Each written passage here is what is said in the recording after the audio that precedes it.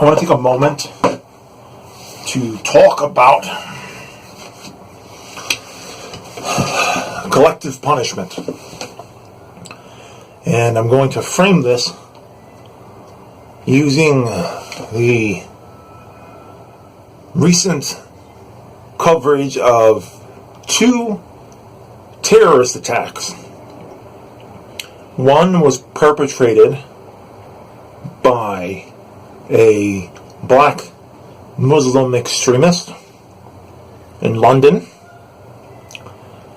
and the other was committed in New York City by a white supremacist Christian extremist. It's a lot of modifiers. When the news first came in about the London terror attack, we went through what's become like a standardized waiting period in political circles on Twitter. And, the tragic thing is, we don't wait anymore to see if victims are okay. That's not even the first question. I think that the political fallout around terrorism in the post 9/11 era has sent the right into a frenzy whenever there's a terrorist attack, because they're waiting, and sometimes they don't even wait, for the attacker to further their narrative that Islam is specifically a threat, that Muslims are intrinsically a threat to Western civilization. And then on the left, we are terrified that it will be a Muslim attacker, and we are terrified that the generalizations about Muslims as an impending threat to the West will lead to more hate crimes and social stigma, which creates this vicious cycle of Muslims being ostracized and alienated from Western society, and then when this ostracism and this othering is reciprocated through acts of terror, through anti-Western sentiment, the Muslim people, particularly brown Muslims, I have not yet seen a right-wing commentator talk about how we need to stop letting Albanian immigrants, who are white Muslims, majority white Muslims, from Eastern Europe, stop coming to the West because they're such a threat. It's specifically about Arabic or Persian looking Muslims.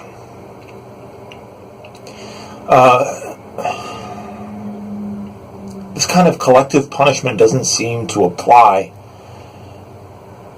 when we have a white Christian reactionary terrorist attack like the murder perpetrated by James Harris Jackson in New York City within less than 24 hours of the London terror attack, in which Khalid Mansour rammed his car in Westminster off the edge of a bridge, and then commenced to, after running over civilians, this nutjob gets out of his car and stabs as many bystanders as he can until police near Parliament managed to shoot the guy down.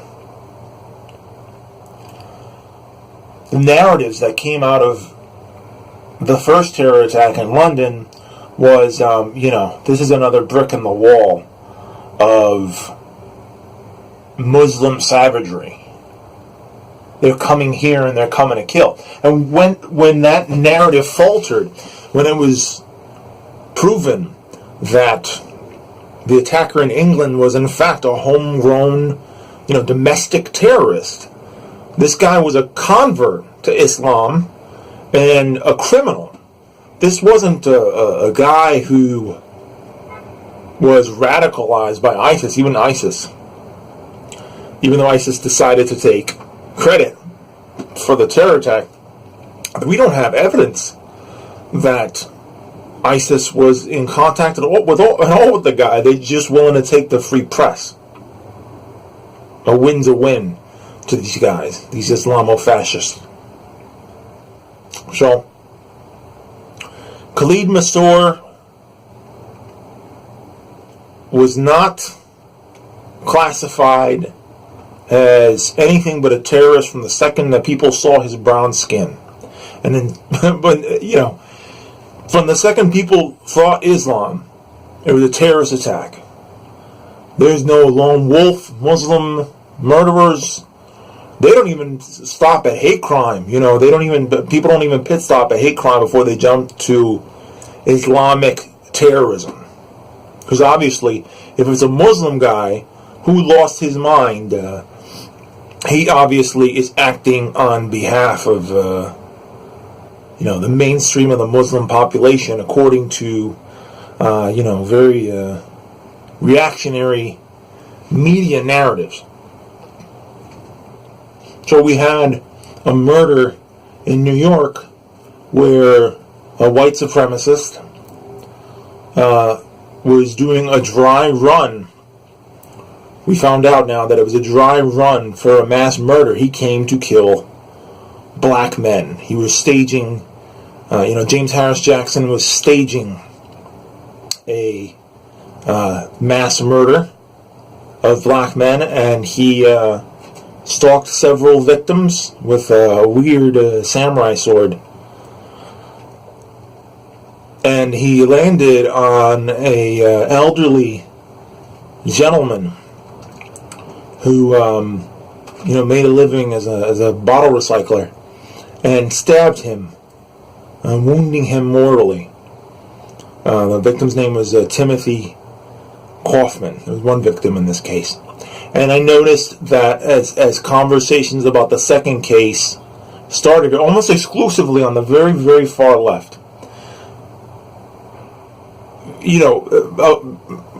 Some of the skeptics on Twitter and YouTube and some of the right-wingers on those outlets immediately, when I was comparing both terror attacks, they immediately lashed out at the idea of classifying the murder of Timothy Kaufman, which was political.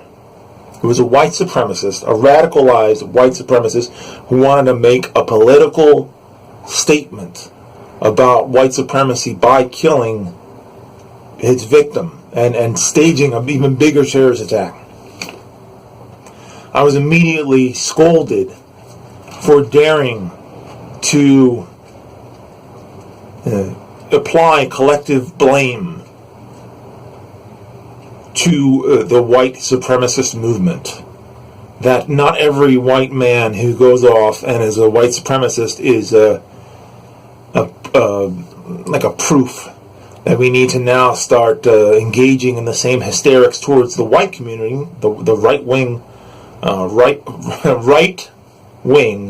radical terrorist community in America with the same blanket condemnations and alarmist public policy that would potentially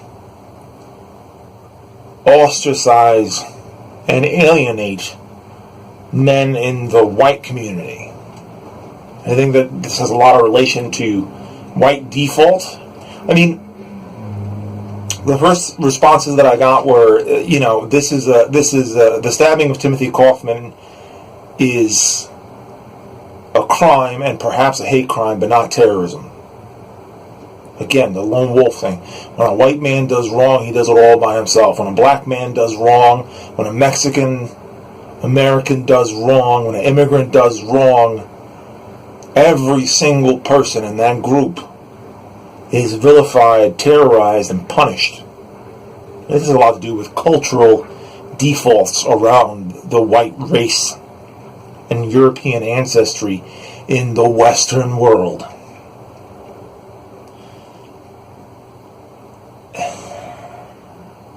Until we acknowledge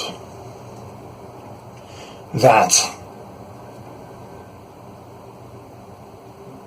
white supremacy is a thing in the white community, in certain sectors of the white community, these terror attacks are going to keep escalating. And until we realize that Islamic extremism, the terrorist acts committed in the name of an Islamic fascist state, are confined to certain sectors and not the entire community of Muslim people, you're going to keep on getting these terror attacks, because you're going to be the architect of the next lone wolf.